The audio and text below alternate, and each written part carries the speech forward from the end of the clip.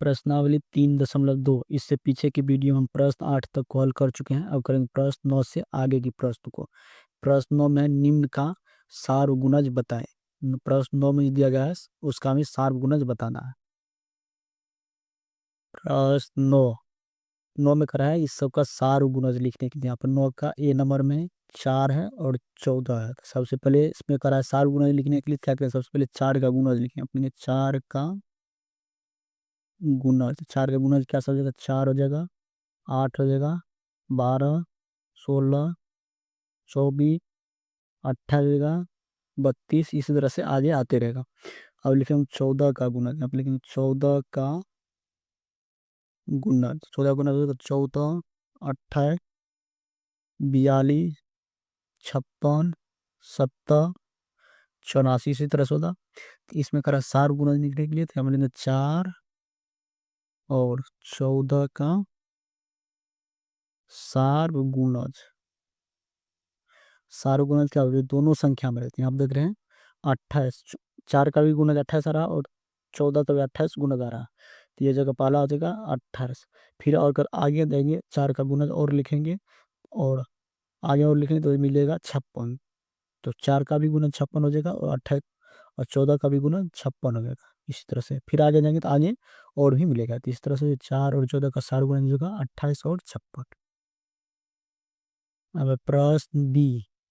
B में 8 और 24 लिखिएगा। 8 और 24, सबसे पहले 8 का गुणज लिखेंगे। 8 का गुणज, 8 का गुणज होगा 8 हो जाएगा, 16, 24, 32, 40, 48, 56, 64, 72, 80, इसी तरह से आगे आते रहेगा।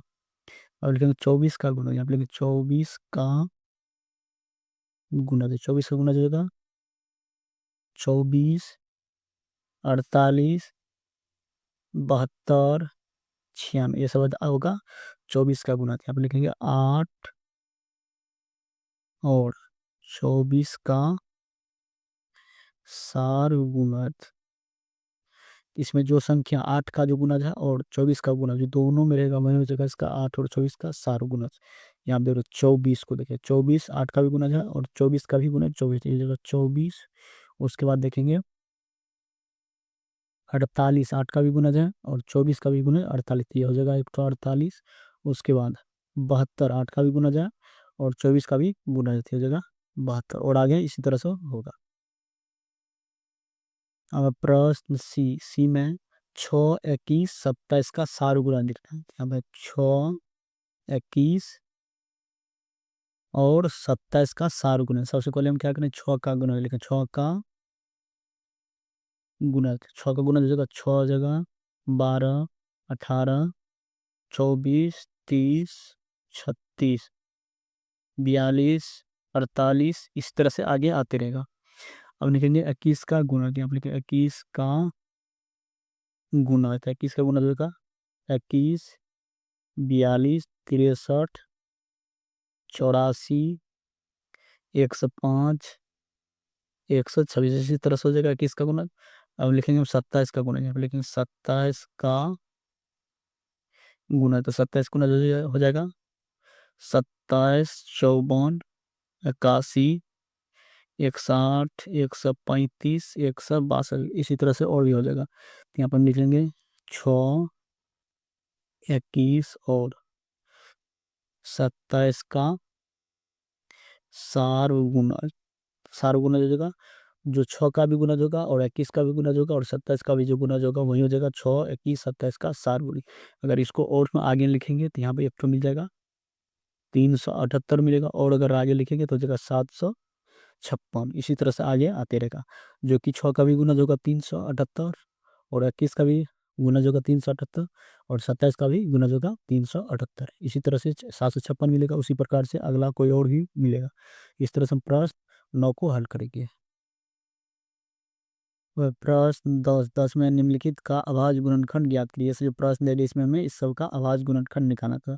10 का ये नंबर है 540। तो 540 का हमें अभाज्य गुणनखंड इस तरह से करेंगे।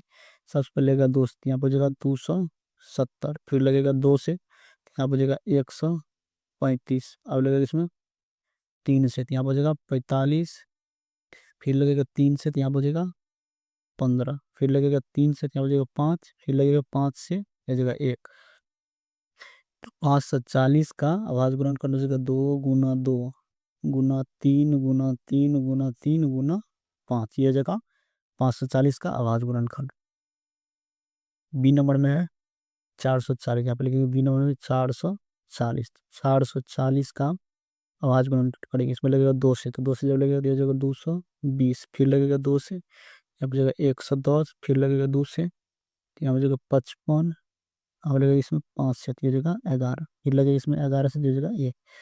तो 440 का आवाज गुणनखंड हो जाएगा 2 गुना 2 गुना 2 गुना 5 गुना 11।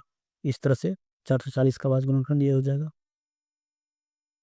अब प्रश्न सी में 420, 420 का हमें आवाज गुणनखंड निकालना था। 420 में सबसे पहले लगेगा 2 से, तो यहाँ पर जगह 210, फिर लगेगा 2 से, तो यहाँ पर जगह 105, फिर लगेगा 3 से, तो यहाँ पर जगह 35, अब लगेगा 5 से, तो हो जाएगा 7, फिर लगेगा इसमें 7 से, तो हो जाएगा 1। तो 420 का आवाज गुणनखंड हो जाएगा 2 गुना 2 गुना 3 गुना 5 गुना 7। इस तरह से हम प्रश्न 10 तक को हल कर लेंगे।